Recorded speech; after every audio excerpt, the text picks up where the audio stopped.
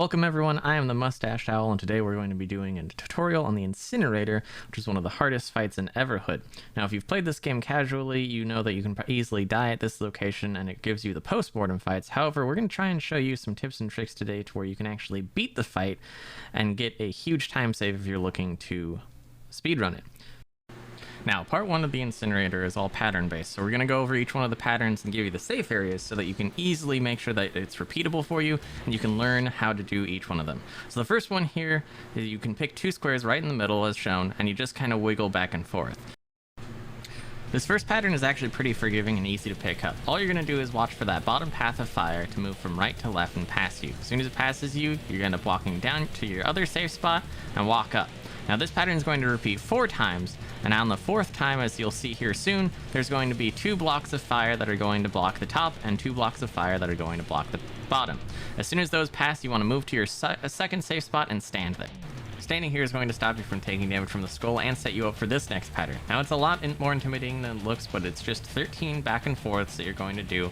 And on the 13th one, you're going to want to actually run to the very bottom of the screen, as it's going to save you from taking damage and set you up for the next pattern. As you can see here, we're going to end up actually running to the right because that's where our safety squares are going to be as shown. Now that square there is going to not only be safe, it's going to set you up for the next pattern that's going to happen where you can move forward 1 and you'll be safe from both of them.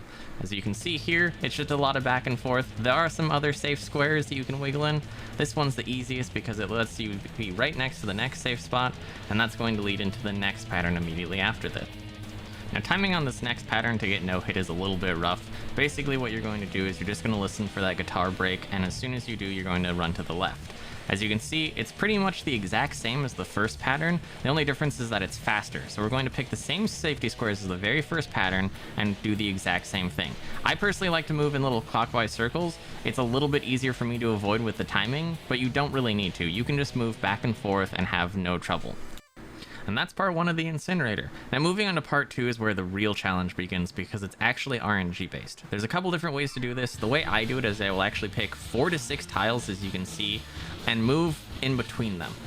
The way I do it is I watch for a tile to explode. As soon as it explodes, I move to it. The problem is that the tiles explode in different timings, so it's all reactionary based. Now, we do want to have some setup for the next part, and we always want to make sure to end on this square here, and you'll see why soon. As soon as the fire passes, we actually have a little bit of a cooldown time where you'll watch the fire just move in a counterclockwise motion. The real reason that we want to stand here, though, is that as soon as this little riff ends, we actually have more back and forth motions. Now, this is unlike the first one where it's a lot faster, and it also changes to an up and down motion. Now, after the second one of these patterns, you're actually going to want to move to the top 2 rows. This is because the fire is only going to come from the right-hand side, and so you only have to watch 2 rows and dodge back and forth between the 2 of them. The bottom rows actually have fire coming from both sides, so it's a lot harder to dodge. Top is the way to go. Once this is done, though, we're going to go back into a pattern, and you'll see here that I stand in the center, move left, wait for it to explode, move back right, we'll move down, we'll move left, and we'll move up. From here, it's going to repeat the previous phase, but it's going to be a lot faster, and the holes that you can wiggle back and forth are going to be tighter. Once this section finishes, it's just going to repeat the previous one. It's going to be a little bit longer, but you can take the exact same steps as the first one, and you'll be fine. Now, in between this section and the RNG section is actually a little bit of a cooldown to let you regen your health, so you don't have to worry about going to RNG 2 with absolutely no health. And once this build-up finishes, we're immediately going to RNG 2. This one is just like RNG 1. It's a lot longer though, so it's a lot more punishing. I do the exact same thing as before. I pick 4 to 6 squares, I watch for some to explode, and I'll move into them. Now, squares can explode multiple times in a row, so this doesn't always work, so RNG phases are going to be mostly based on your reaction speed. Thankfully though, this is the last RNG portion in Incinerator, and once you get it down, it's actually not that bad. You will get some bad RNG patterns that you just can't do anything about, and that's the unfortunate thing about it being completely RNG. Thankfully though, this is the last RNG section, and we just have 2 more patterns. So moving on here, we have the carousel, where it's just going to be staying in front of the fire.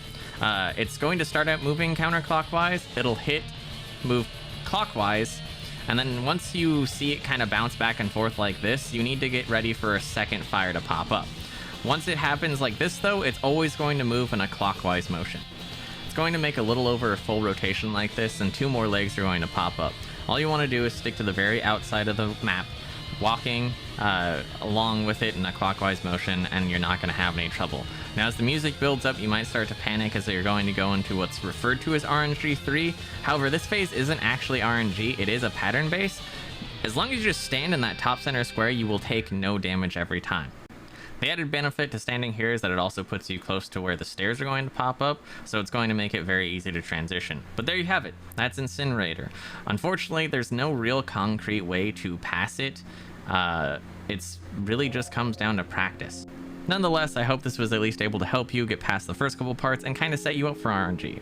Once again, I'm the Mustached Owl. Thank you for watching, and I hope you all have a fantastic day.